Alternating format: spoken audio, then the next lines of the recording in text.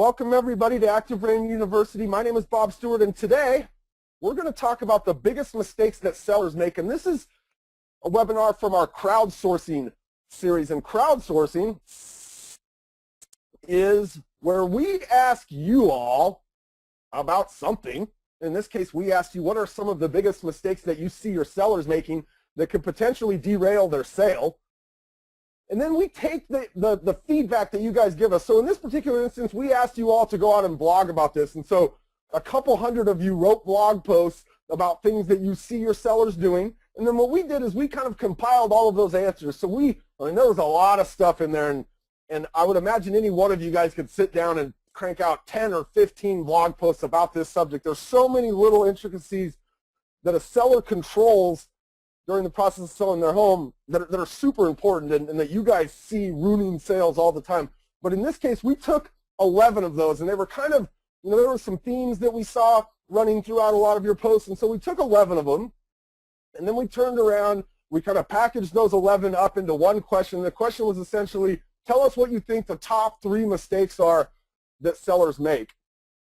And out of this came this kind of webinar that we're going to give you guys today. We've also got a blog post that we put together with all of this information detailed in there, as well as an infographic on this thing. So why are you going to spend the next 60 minutes with me? I don't think that when I unveil what you guys thought were the top 10 mistakes that home sellers make, there's not going to be anything in here that's earth-shattering to any of you. I think you guys, if you've been in the business for any amount of time, even if you're new in the business, you're going to see these things and you're going to go, no doubt, right? Like, tell me something I don't already know. What we hope to teach you that you don't already know out of this is we're going to give you those 10 things.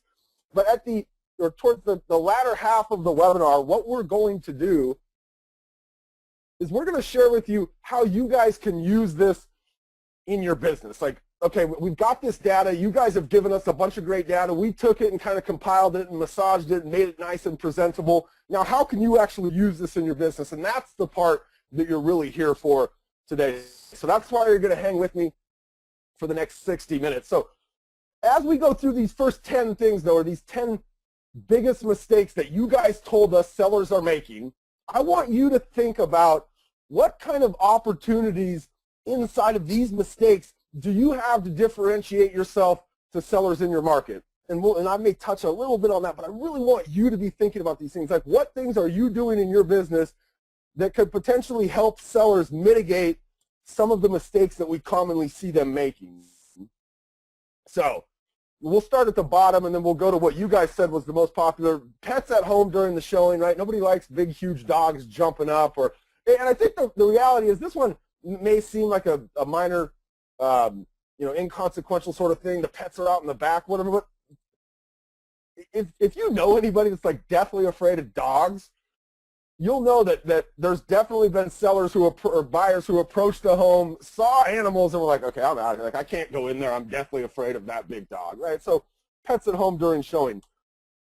Picking the wrong agent. This was the number 10. And I was actually a little bit surprised that you guys didn't rate this a little bit higher. But we all know that there's great agents in this business, there's good agents, and then there's some agents that probably aren't what a seller would hope they would have got when they picked their agents. And one of the things that we saw a lot of people mention is some of the questions that sellers should be asking the agents they interview. We saw people talked about things like a lot of sellers will just go with the first person or the only person that they interview, and sometimes they're suggesting that they interview more than one person. But God, if a seller picks the wrong agent, right, that's definitely going to be a potential hindrance to the sale of their home. Again, these are not groundbreaking or earth-shattering by any means, but these are what you guys told us are some of the biggest mistakes that sellers make. Sellers who like to play tour guide, right? You guys have all had this person, the guy who you just know he's going to be waiting at the door, just ready to show every nook and cranny of the house and all the reasons why he thinks his house is worth, $50,000 over what the market would actually bear. But that seller who likes to play tour guide, you guys have to be able to impress upon your sellers, get out of the house, right? Get out of the way. Like, the seller might think they know what they like about the house, but they don't know what the buyer likes about the house. And what ends up happening with a person like this is they just make the buyer feel rushed. They want to get out of there. They don't feel comfortable opening all the cupboards and the closets and some of those signs that buyers will give when they really start to get interested in a place, right? With a hovering seller, buyers aren't as comfortable giving those kinds of signs and really getting into a home. A lot of you guys talked about this idea of sellers who were unwilling to make repairs prior to the listing. For this particular example, Chris Ann Cleland, she wrote a really compelling post about sellers who want to give a credit in lieu of making the repairs prior to listing. And you'll see that a lot where a seller knows there's something wrong with the house. Maybe the carpet's just really bad and outdated. And so as a part of the negotiations, they'll offer to give a credit. And Chris Ann talks in her post about why it eliminates just a bit buyers, right? Those people that don't want to be moving into their house and then having to worry about doing a bunch of repairs to the home. So every one of these things that we go through is just, it shrinks your potential buyer pool just a little bit. And when you get 3 or 4 of these factors all working at once, you can really shrink your buyer pool down a considerable amount. And so you guys have to be able to communicate these things to your seller. We're going to talk about using these 10 things in your listing presentation after we finish sharing them with you guys. Bad photos in the MLS. I'm actually surprised this one wasn't a little bit higher on the list, and the reason it surprised me is because 85% of home buyers are starting their home search online, and for a lot of buyers, for a lot of the potential pool of buyers that a seller is looking to get their home in front of, their first introduction to the home is the photos in the MLS, right? Those photos get disseminated out through every agent in our market's IDX feeds. They're on all the websites of the agents in our market. They're on the Trulians and the Zillows and the Realtor.coms, and they're on all these sites out there, and that's the buyer's first opportunity to be introduced to that house. Poor photos in the MLS will make a buyer just pass a home over that otherwise they may have been interested in. And my goodness, if you ever put a listing in with no photos, like, they should take your license away from you. If you understand how buyers are getting information about homes, not having a photo or even having bad photos in the MLS you are just, really, really shrinking down the pool of potential buyers. This one is one of the few on this list that the seller doesn't have a lot of control over, right? They can kind of check you as the agent to make sure that you are, that the photos that you put in the MLS are well representative of their home and makes their home look good. But the reality is you have, as an agent, most of the control over this, right? Now, I want you to go back, and we talked real early about, think about ways you can differentiate yourself to potential sellers. So if during the listing presentation you were going to give them, hey, Mr. and Mrs. Seller, here's 10 things that real estate agents said are a potential detriment to your sale or can put speed bumps in front of a good sale. One of the things that we do at Bob Stewart Realty is we have professional photos done for you, right? And that would be a way to differentiate yourself. If bad photos in the MLS is a potential detriment to a sale, doing professional photography for your sellers is a great way to differentiate yourself from some of the other people that they may have interviewed. The home is just plain messy, right? You guys know that, and I think every seller knows this too, right? It's never a good idea to just have the house be a mess. Like, duh, right? Nobody wants to walk in, and there's a lot of, a messy home is one of those things where it's just like bad odors. It's almost, for some people, like just this physical reaction of they can't even see themselves. They can't see past the mess, right? They can't see past, like, my mom is like OCD. She's a clean freak. She's just, it was a blessing growing up with her because everything was always just in its place and clean. But she's one of those people that if she was to walk into a home and that literally there was dishes in the sink, like, it would completely destroy her perception of the whole rest of the house. It just would. And so this is pretty obvious stuff, and I'm sure most of you guys are going through your checklist with your sellers when you're getting ready to list and giving them, like, you got to pick things up before you go to work if we're going to have showings that day.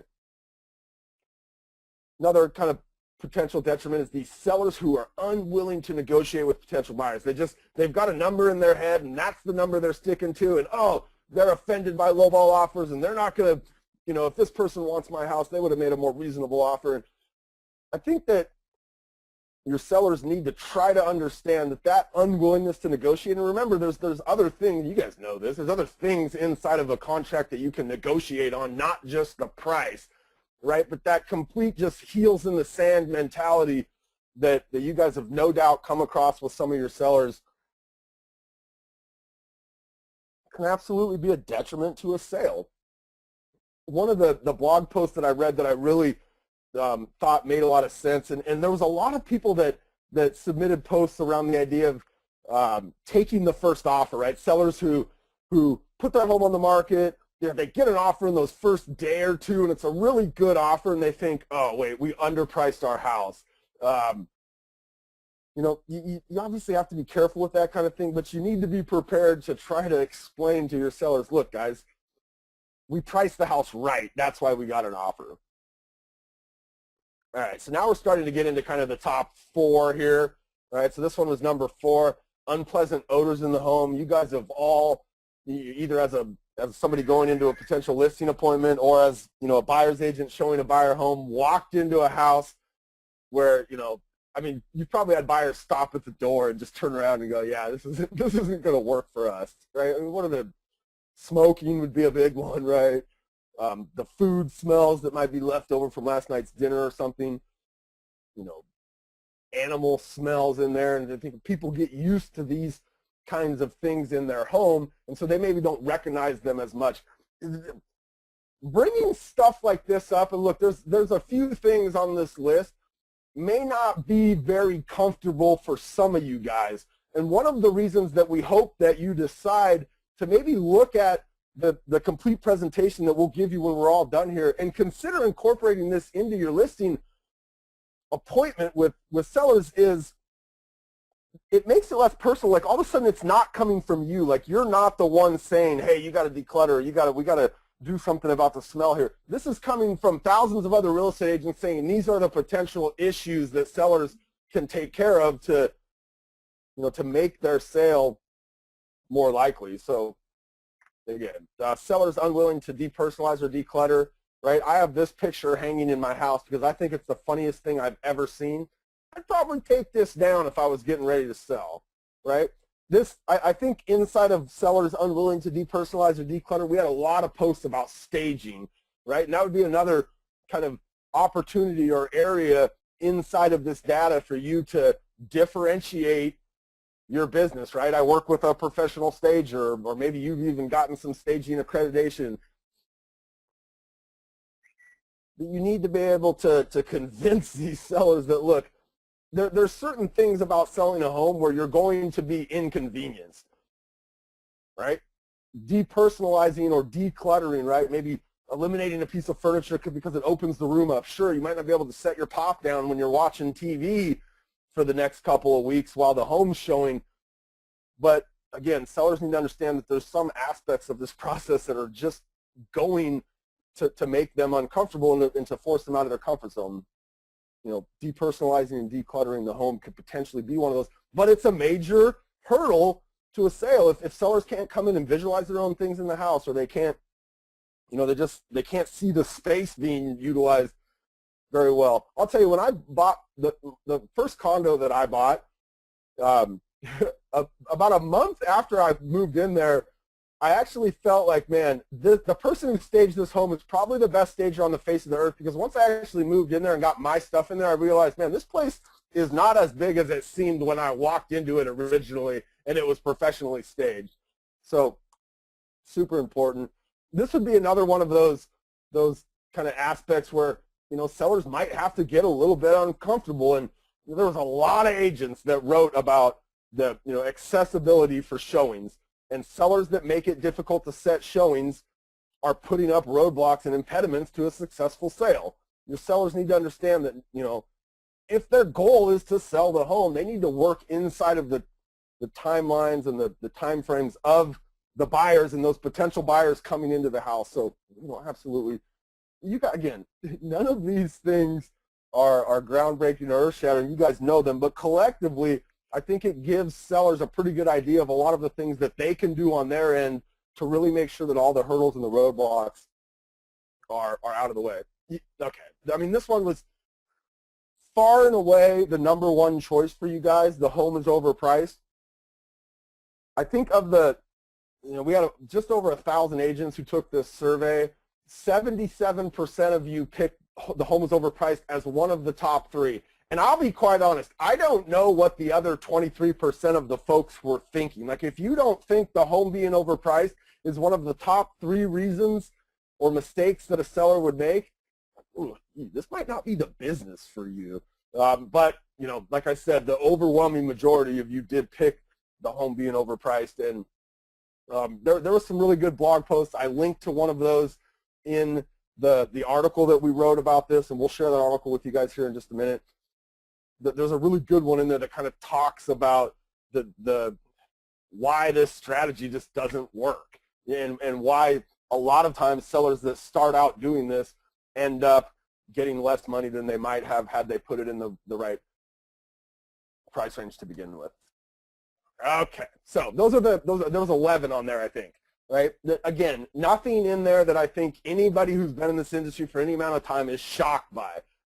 Again, collectively, right, and with the backing of literally 1,000 agents, are helping us compile this data, you've got a pretty good collective look at, potential mistakes that sellers can make. And like I said, I think 10 of the 11 in there are really the seller, right? It's you have, as an agent, control over those photos, but all the rest of those things are things that the seller needs to understand. So how could you potentially use this data in a listing presentation? And I think one of the major ways that you could use this data is to help set expectations of what you as the agent expect of the seller, right? So this idea that the seller is going to hire you as the agent, and all of a sudden it's completely off them, and now it's up to you to sell their home.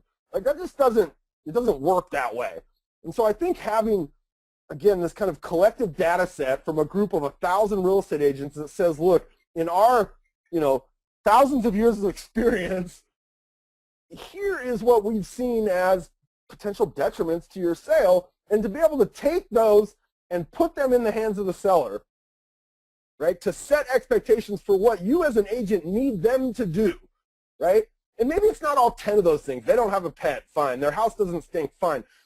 But for any given seller, there's going to be, 3, 5, 6 of those things that you can really make sure they understand that they need to do. If you have listings right now that are currently on the market, right, and your seller's just being a bugger about, the showing times, like, this would be a good piece of data or a good story to share with them. Look, here's what 1,000 agents said, that the second biggest reason that somebody could potentially lose a sale is because they don't make it available for showings, and you're limiting the number of buyers coming into the house.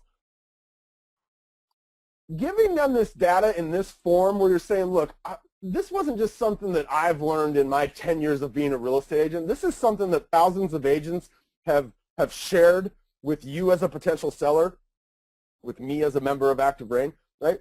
Giving it to them from someone else makes it a little bit less personal, right? It's not you telling them that they need to declutter because there's too many pictures of the family hanging up in the living room, right? It's a bunch of other people telling them that the path to a successful sale is to declutter, right? So using data like this that's not yours, that's not something you put together, but it's a resource that you've brought in to show the seller, makes it less personal, makes it easier for them to accept that message. And for some of you guys, it probably would make it easier to deliver the message.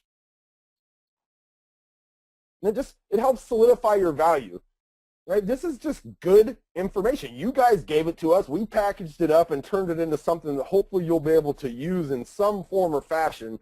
But this is a way to help solidify your value to the seller, right?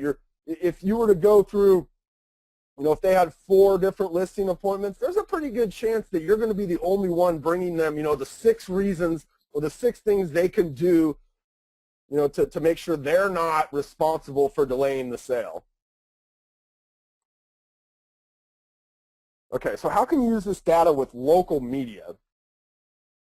We have created, so this year, 2014, one of our big pushes here at ActiveRain is to use these crowdsourcing events that we're doing to turn out some great stories and some great kind of guides that you guys can then use to get exposure in your local market. And as a part of this, we've created what we're calling the ActiveRain Media Team, which is basically any of our members that want to get involved in this can.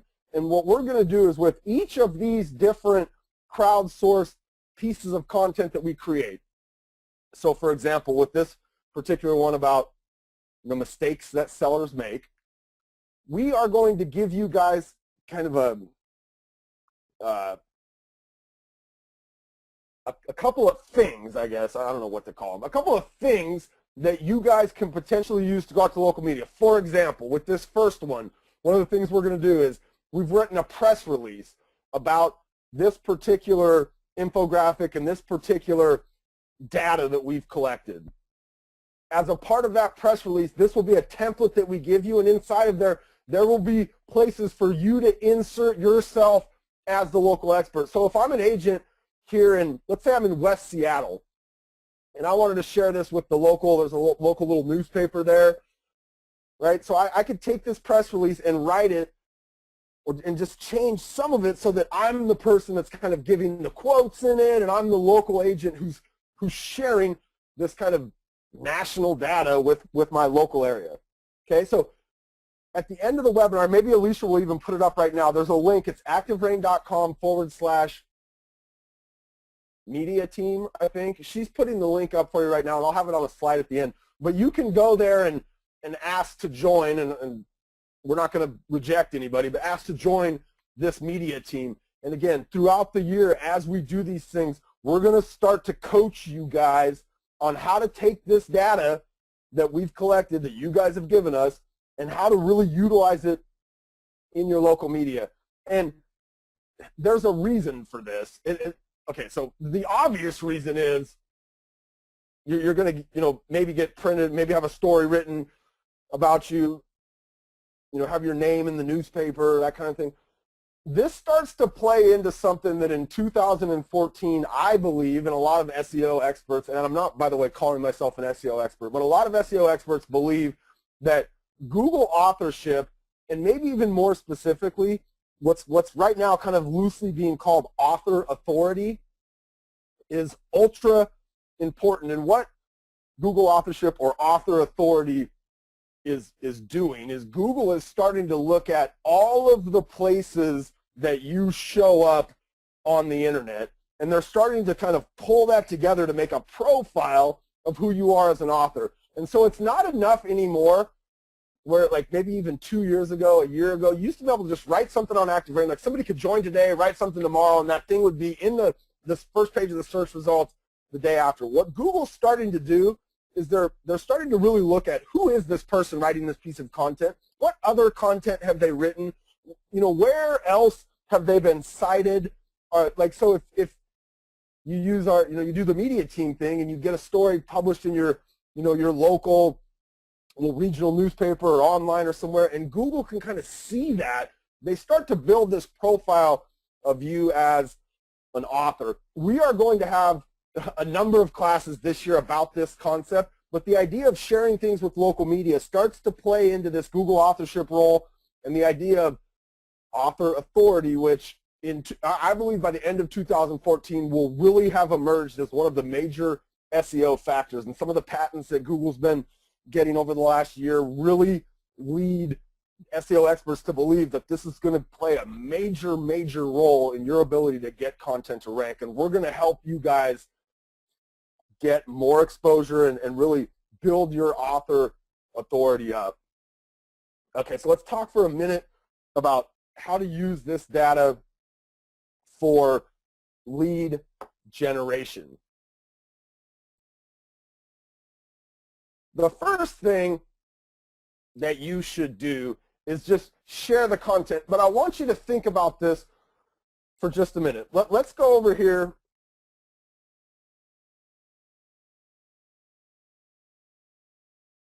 And let's look at the blog post that we wrote. So biggest home seller mistakes. And here's the blog post that we kind of compiled out of the data that you guys gave us. And you'll see there's this big infographic at the top. And then right below this infographic is going to be this little piece of embed code. And you can grab this piece of code and copy it, and then you can put it into the source code of a blog post. It's a piece of HTML code that you can put in there that will give you,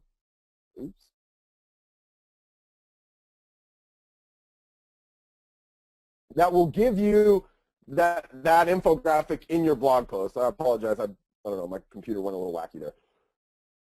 But what I would suggest you do is don't use the ActiveRain blog post as the piece that you share, right? So if you're going to share this piece of content, what I would encourage you to do is to go in and make this piece of content your own, right? So take the infographic, put it in there, and then maybe you go in and just like I've done, if you read through here for each of these different things, I've written a little bit about why this is important. You should take this blog post and you should make it your own, right? You can write a little section about overpricing a home. You can write a little section about showing availability. Maybe one of the paragraphs you share a story about one of your sellers who just missed out on a great buyer because they couldn't, show the home over the weekend. Whatever. You need to make this thing a little bit personalized so that as you share it, it's your take and your expertise that's being shared with the people that you're connected to. Right? So it's not just taking the ActiveRain blog post and linking back to that from Facebook. Look, I'd love it if you did that. But for your business and for helping to build your credibility, that doesn't help you. Right? But think about the different places that you can share a piece of content like this. So you've got Facebook, right? And I'm one of those people that I think that it's okay for real estate agents to share personal or to share business stuff on their personal Facebook page. Now I wouldn't do it all the time, right? And we've had classes that we've done about Facebook and about balance and making sure that it's not just business all the time on your personal page, but I would share it. Right? If I created a good piece of content that's based on a lot of data behind it, I'm going to share that. Twitter would be a place to share it. Craigslist would be a place to share it, right? Email newsletter. Are you sending an email newsletter out to your contacts? Maybe on a monthly basis? That would be something, right? If you write this blog post, that's going to be something, that's a valuable thing for somebody that's a potential seller to know about. Direct emails, for me, like really getting into my database and understanding like who my potential sellers are, right? Who the people that I'm marketing to right now, who are those folks that are just kind of on the horizon that I think in the not too distant future are going to be sellers. These would be the people that I might consider directly reaching out to via email. If I'm doing any kind of lead generation campaigns where I'm generating seller leads, maybe I'm buying them from a place like House Values, or maybe I've got a Facebook campaign set up where I'm generating seller leads. This type of content would be something that I would absolutely send, a direct email to my potential seller leads, right? If I have people, maybe I have people that are currently on the market, and gosh, there's just this one lady, man, she will not depersonalize or declutter her house, right? I might send this as an email to her and say, hey, take a look at this. This is something that 1,000 real estate agents were polled on, and they said the number 2 reason that sellers, mistake is the mistake that you're making. Right? You probably want to word it a little bit more friendly, but you should absolutely take this content and think about how you can share it. Now, when you share content in any fashion, right? You do it with a purpose, and so I think if you're going to write the blog post, your purpose is just to solidify the relationships you have with like your Facebook friends or the people on your email newsletter, or I don't necessarily know that sharing your blog post is kind of this lead generation tactic based on this information. The tactic becomes, how can I take a piece of information that I have and get somebody to exchange me a piece of their contact information for this valuable piece of data that I'm sitting on, right? So right now I've got a list of, let's say you write your blog post and you decide not to do all 11 because you're like, a couple of those are kind of hokey, but man, these 6 I think are really, really important. So you're going to write your blog post about those, 6 biggest mistakes a seller makes in Seattle. At that point then, once I have that blog post, I'm going to make a PDF out of it. And that's pretty simple, right? I put it in a Word doc. I can export it to, maybe I put a couple little images in there, but I'm going to create a PDF. Then I'm going to do a form using a site called woofu.com. And Woofu will allow me to create really simple forms. I can create landing pages that I can drive people to where that form resides. And once they fill out the form and they hit submit, there's kind of this box that appears on the form that basically tells them what to do next. And so what you would then do is direct them to where the PDF is hosted. Does that make sense? So you're gonna take a, and this isn't just for the data we're talking about here today. It's really for anything. Maybe it's a list of the 10 best price properties in your market. Maybe it's a list of the 5, best price foreclosures. Whatever it is, something of value that somebody might be interested in getting from you and exchanging, like an email address, for instance. Create a PDF out of it. We'll make a form on Woofu. What would the form have on it? I don't know. Name, email address. I mean, at a very, at the minimum, right? Maybe you ask for a phone number, but you don't make it required. Maybe you ask for an address, but you don't make it required. Maybe you make it required, and the more stuff you make required, the few people will fill it out. You just kind of play with that form in Woofu. But then again, once they submit the form, they're then directed to where they can find the PDF. You can even do this with a blog post. You can actually do it where it's just a blog post. They don't know where the blog post is, but once they fill the form out, they're then redirected to the piece of content. Okay, and then out of this, right, well, once we have this form, there's something of value. And again, this is a concept that doesn't just apply to this data, right? Like I said, it could be the 10 best price properties in the market. It could be, the five condos an investor would drool over. Whatever it is, right? And then we need to figure out, well, how do we drive traffic to that form, right? And that form just becomes a link somewhere out on the internet. It's hosted on Woofu. We can embed it. You can embed it into a blog post if you wanted. Then we got to figure out, how do we drive traffic, right? And these, a Facebook ad maybe, Google AdWords, right? This might be something that we put as an image on the sidebar of our blog with a link back to the PDF. Twitter, Craigslist. I mean, man, Craigslist is just such a great tool for driving traffic. One of the things I didn't mention here, and it applies to this as well, but this idea of sharing your content and driving traffic back to it, one of the kind of, I don't know, maybe it was late 2012, but definitely throughout 2013, one of the emerging trends in SEO, in getting your content found in Google or those kinds of places, was this idea of direct traffic coming from social sharing. So if you have a blog post that you've written and you put it on Craigslist, and gosh, Craigslist, the amount of traffic on that site is just ridiculous. But if you even got 5 or 8 or 10 people that came from Craigslist to your blog post, and then you put it out on Twitter and you got 1 or 2 people that came from Twitter to your blog post, and then you put it on Facebook and you got 4 or 5 people that came to your blog post from Facebook. Then you put it in your email newsletter and you got 15 or 20 people that landed on that blog post. What that starts to do is it starts to show the search engines that this post has value in it, right? They're seeing traffic coming from all of these different places landing on this blog post, and that will absolutely help to inflate your rankings in the search engines. Okay, so this is and you know what? I mean, I should just, right now, if I had I should shoot myself in the head. That's a horrible thing to say, but the biggest one is actually not on here. I mean, I'm so embarrassed. Google+. Okay, share the content on Google+.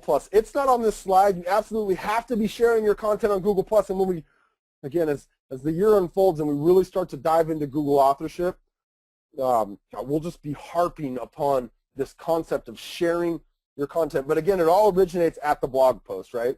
It's a blog post that probably you want to write yourself. And we've given you all of the confines. We've given you the data. We've given you the infographic, right? You could copy my formatting, and I just went through and, did the, just I just went through them, 1, 2, 3.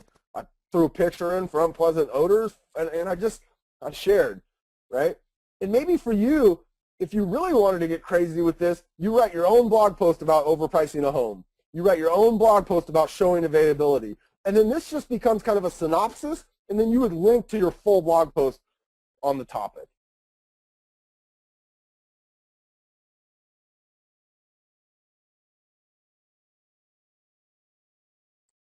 That went a lot faster than I thought it was going to. I think part of that's because, look, it wasn't that the mistakes sellers are making. You guys know these things, right? We kind of breezed through those. To me, those are not the ahas. The ahas become like, how can I use this in my business, right? How can I use this at my next listing appointment? How can I become a part of that ActiveRain media team and start to get content that I've curated? Because that's really what you're doing. You're not creating this content from scratch. You're kind of curating it based on a formula that we're giving you. Right? How can I take the content, curate it a little bit, and then give it to local media so that I start to become this resource for local media, but also so that I start to show up online in some different places, right? Maybe it's just a quote from me somewhere, but there's going to be a whole, as this year emerges, as we really start to dive into Google authorship and author authority, there's going to be this whole idea and concept around, being a resource to local media.